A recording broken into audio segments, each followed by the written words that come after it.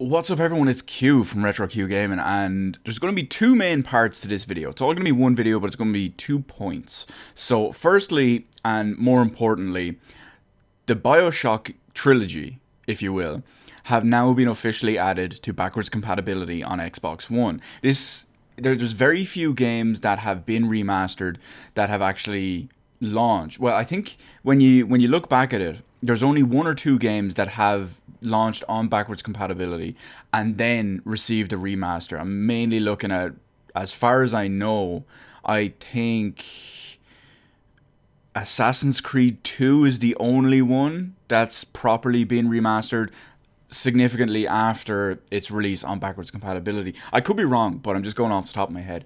So it also, I believe that the Bioshock trilogy is actually the first set of games to be added to backwards compatibility after a remastered version has already launched. We all know the Bioshock collection has launched, which had Bioshock 1 remastered, 2 remastered, the DLC for 2 remastered as well, and Infinite just turned up to the PC settings. So I'm pretty sure it's a landmark thing in that aspect of it, at least, so that it is the first wave of games, if you will, to be added to backwards compatibility after the remastered version. If I'm wrong, let me know in the comment section below. It's always handy to know that kind of thing. But yeah, it's very strange, for the simple reason is I think it comes down to a lot of Bioshock 1 at least it was an Xbox 360 exclusive for a long time. Well, an Xbox 360 console exclusive, I should say, for a long time. And many people it was a generation kind of jumper at the time. When Bioshock 1 first came out on the 360, a lot of people were buying 360s just because Bioshock looked so good, both visually and from gameplay wise. It looked really good. It was a really great game, love it. But you get my point. So that many people probably have old copies of this just lying around, and maybe they've upgraded to an Xbox One, but they were just thinking, I'd love to play Bioshock at some point, but I don't want to pay €50 for it, for the collection. So for people like that, or people that have digital copies, obviously the game can be got dirt cheap these days when it comes to like sales and stuff like that. I mean, I'm pretty sure at the moment Bioshock, the Bioshock games, the 3 of them, will range anywhere between 15 to €20 each. It's just a ballpark on the Xbox One marketplace, well, not on sale. So when they go on sale, you'd probably pick them up for like €5 each. It seems to be, pretty good value when it comes to that aspect of it. Sure, you don't get the arguably remastered graphics, and you don't get the myriad of problems that came with the remastered versions as well. But I just want to talk about them really quick anyway. Bioshock 1, great game. If you, like me, you have the old copy left over from the 360, or maybe you wanted to play that version and not play the potentially broken remastered one, if you have the old copy, if you have a digital copy, whatever, it'll now work on your Xbox One. Same deal with Bioshock 2. Bioshock 2 was a bit underrated, if you ask me, because a lot of people hated it because it wasn't as good as Bioshock 1. In its own right, Bioshock 2 is a good game, if you ask me. Sure, it's not as good as Bioshock 1, but if you actually play it, Bioshock 2 is a decent game. I mean, if Bioshock 1, I'm not saying Bioshock 1 is a 10 out of 10 game, but if by comparison that's a 10 out of 10 game, Bioshock 2 maybe like a 7 or 8 out of 10. So it still gets a pretty good score. It just gets a bit of a bum rap. I'm curious actually. I think the multiplayer servers for the 360 version of Bioshock 2 are probably offline. I know the multiplayer was not included in the collection, but I'm pretty sure that the servers have been offline for a long time if you're playing the 360 version. However, you do get to play Minerva's Den if you obviously have the DLC for it back on your 360 license. Minerva's Den is one of the higher quality, more recognizable DLCs. It's usually considered one of the like top 5 DLCs of the previous generation.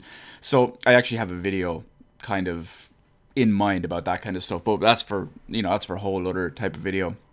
So when you look at it, if you have access to these, or if you can pick them up cheap at some point, it's a good option. Or if you just have them sitting around, And Bioshock Infinite, unfortunately, I don't really recommend Bioshock Infinite playing it on the Xbox 360 version, for the simple reason is it aged really poorly. I mean, I know you see, when you look at Bioshock 1, it was an early game, so, in your mind, you can kind of look over that. But Bioshock Infinite, it feels like the game overall on all three platforms was significantly cut down to accommodate the consoles. I say all three platforms, I mean 360, PS3, and PC. Obviously, you can throw in the PS4 and Xbox One versions as well into that if you like, because they just port the same stuff over. But it feels like that the games were just kind of hampered in almost every single way because of the consoles.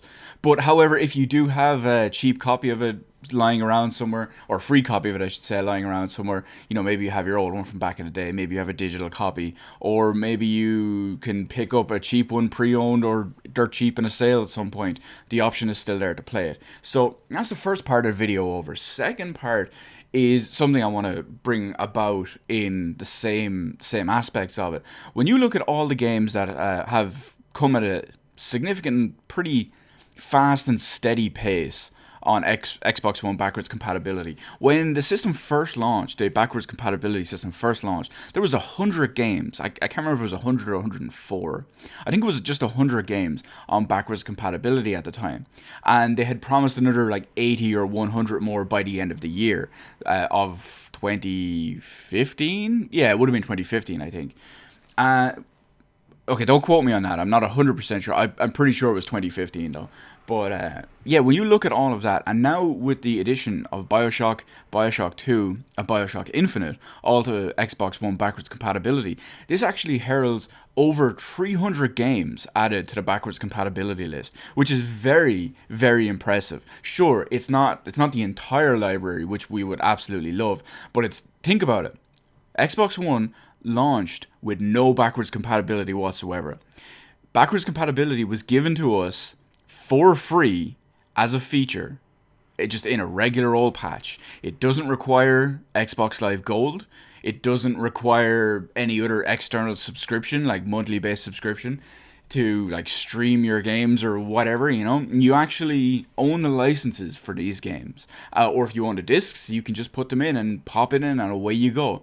So the fact that they're expanding the Xbox One library with so far at least, over 300 games, and in the space of a year and a half, is pretty damn good, and that's pretty impressive. Microsoft obviously they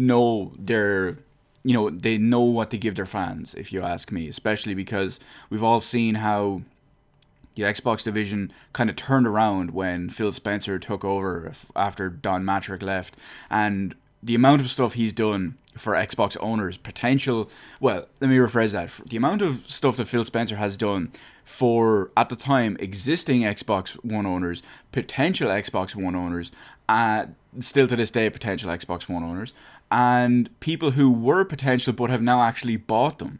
So he's done significant, I'm pretty sure I've said it before in some of my other videos, that he has done significant work in significantly successful work, I should say, in turning around the Xbox brand and the Xbox image ever since the Xbox One's announcement back in May, I think it was, of 2013.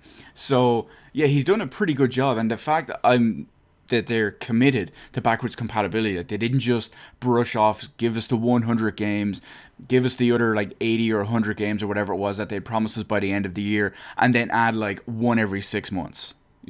This is pretty good. The fact that they're adding them pretty consistently, they have an actual system in place where you can go and vote for your most wanted titles on backwards compatibility. Microsoft see this because they even set this up, and they will go to the publishers or whatever, and they'll try to work something out and say, hey, listen, we want to put this backwards compatible.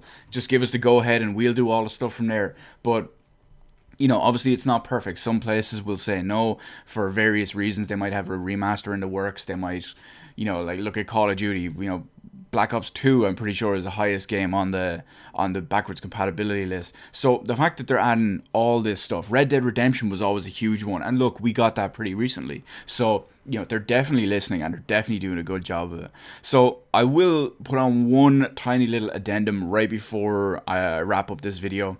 And that is, I'm just going to say, with the advent of the backwards compatibility and the voting list and all that kind of stuff that that they're putting in. You can see, you know, how many votes games have and all that. I would put something to you, because there's a game I really want on Xbox One backwards compatibility, and if you wouldn't mind, I would love if all of you could just go to your local Xbox website. It varies per region, obviously. Just go to your local Xbox website, log in, just search for the backwards compatibility voting list. Personally, I just type in backwards compatibility vote list into the Microsoft search, or the search on the Microsoft Xbox website.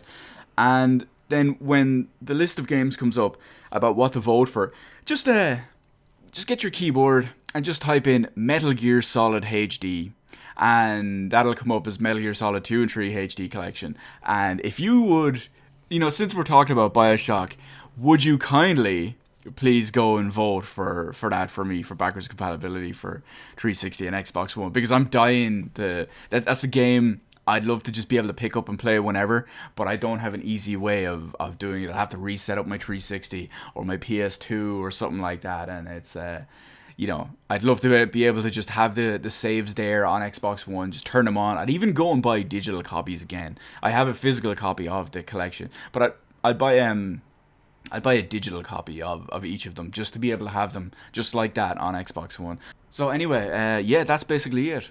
Let me know what your preferred want to see on Xbox One backwards compatibility titles would be. Have you voted for something in the past? And do you think Microsoft are doing a pretty damn good job about turning the brand around and what they're giving to us for free, as, you know, well, whatever we call them, well improved quality of life, just with the system in general. So let me know all that anyway in the comment section below. Hit the like button, hit the subscribe button. You can follow me on Twitter, details in the description below. Thank you for watching, and I will see you in the rest of the videos in my channel.